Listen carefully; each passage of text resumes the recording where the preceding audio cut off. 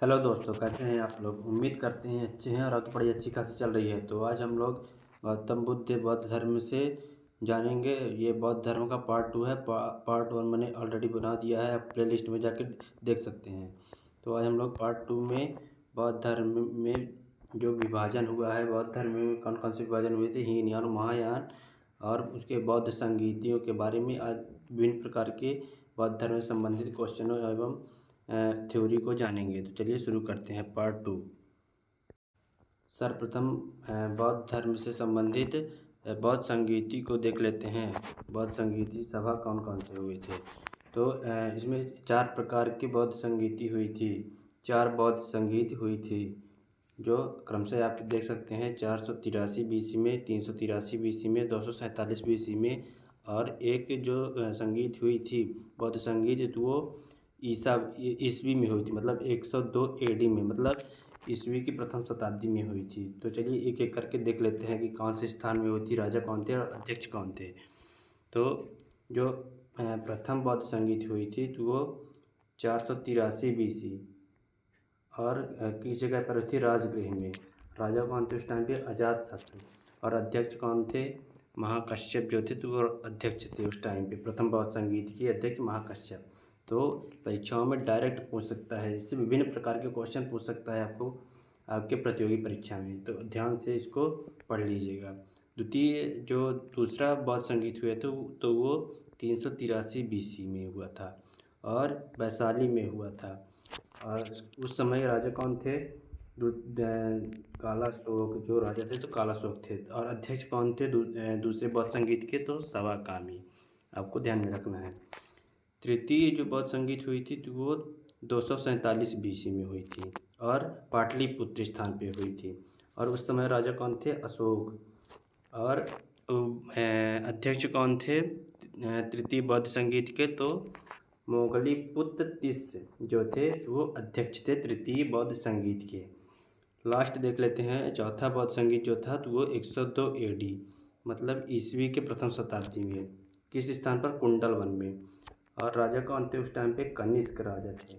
और अध्यक्ष कौन थे चतुर्थ बौद्ध संगीत के, तो वो थे वासुमित्र। तो ये थे बौद्ध संगीति जो आप लोग क्रम से याद कर सकते हैं। आप इसको इस क्रम में भी याद कर सकते हैं, 483, 383, 247 और 102 एडी।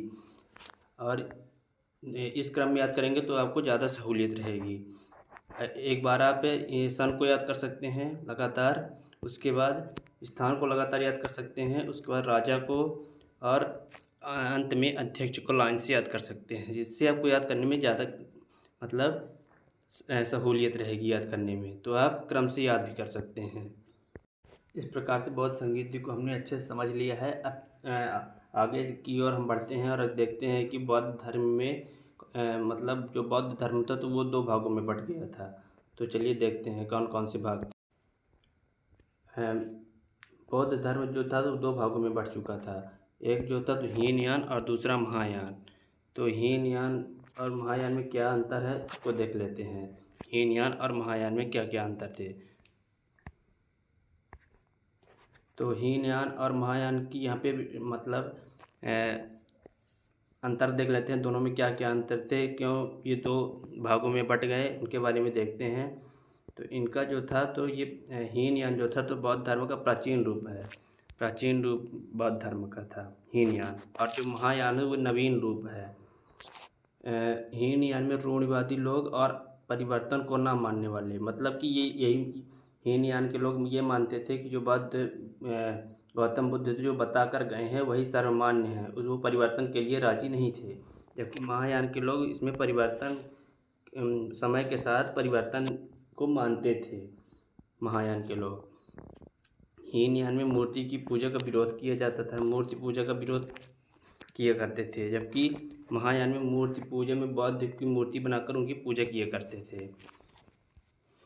और किस किस जगह पर बौद्ध धर्म माना जाता है हीनयान और महायान से संबंधित। तो जो हीनयान है तो वो बेसिकली जो है तो वो दक्षिण भारत में मानते हैं, श्रीलंका के लोग मानते हैं, बर्मा के लोग मानते हैं और थाईलैंड के लोग मानते हैं।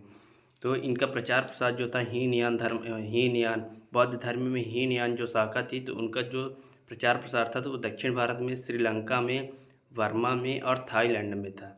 जबकि वहीं महायान के जो प्रचार प्रसार था तो वो उत्तर भारत में देखने को मिलता है। वहीं चीन में, तिब्बत में और जापान, इन क्षेत्रों में महायान का प्रचार प्रसार देखने को मिलता है। बौद्ध धर्म में बौद्ध संगीत, बौद्ध साहित्य को भी देख लेते हैं। बौद्ध साहित्य में कौन कौन से मुख्य साहित्य हैं उनकी ओर भी नज़र डाल लेते हैं। बौद्ध धर्म में बौद्ध साहित्य में जो त्रिपिटक है, तो इसकी इससे काफ़ी क्वेश्चन पूछ देता है परीक्षाओं में, तो इसको ध्यान से देख लीजिए। त्रिपिटक, इसकी रचना पाली भाषा में की गई है। त्रिपिटक जो है तो इसकी रचना पाली भाषा में की गई है, जिसकी संख्या 3 है। इसकी संख्या 3 होने के कारण ही इसे त्रिपिटक कहा जाता है। तो कौन कौन से वो 3 कौन कौन से हैं पिटक? तो त्रिपिटक का मतलब होता है, पिटक का मतलब होता है यहाँ पे टोकरी। आपको ये भी पूछ सकता है क्वेश्चन कि पिटक का अर्थ क्या होता है, तो पिटक का अर्थ होता है टोकरी, आपको ध्यान में रखना है। तो वो इसके कौन कौन से 3 पिटक थे? तो पहला था विनय पिटक, दूसरा था सुत्त पिटक, तीसरा था अभिधम्म पिटक। तो विनय पिटक में क्या मिलता है? तो इसमें गौतम बुद्ध के उपदेशों का संग्रह है। विनय पिटक में जो वो उपदेश देते थे तो उनका एक संग्रह है। और सुत्त पिटक जो है तो बौद्ध संघों के नियमों का उल्लेख है। तो मतलब बौद्ध धर्म में जो नियम थे उससे संबंधित जो है तो वो सुत्त पिटक में बताया गया है। और तीसरा है अभिधम्म पिटक। अभिधम्म पिटक में बुद्ध के दार्शनिक विचारों का उल्लेख किया गया है। तो ये पिटक आपको ध्यान में रखना है, तीनों पिटक को, ये क्वेश्चन पूछ देता है।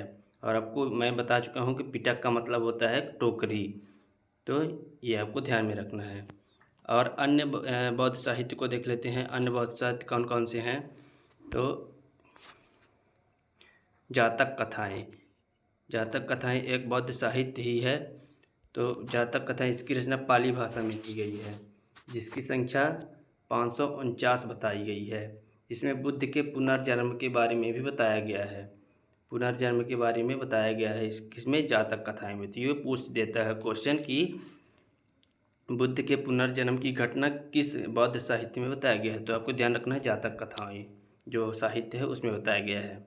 और एक बौद्ध साहित्य बुद्ध चरित्र, इसकी रचना संस्कृत भाषा में की गई है। तो ये भी पूछ देता है कि संस्कृत भाषा में किस बौद्ध साहित्य का रचना की गई है संस्कृत भाषा में? तो आपको बताना है बुद्ध चरित्र में। इसके रचनाकार भी पूछ देता है, इसके रचनाकार कौन है? अश्व घोष। तो बुद्ध चरित्र के रचनाकार अश्व घोष, और इसको संस्कृत भाषा में इसकी रचना की गई है। और इसमें बुद्ध के जीवन वृत्ति एवं शिक्षा का उल्लेख मिलता है कि बुद्ध धर्म ने मतलब गौतम बुद्ध का जीवन कैसा रहा, उनकी शिक्षा दीक्षा कैसी हो, उसके बारे में बुद्ध चरित्र में बताया गया है।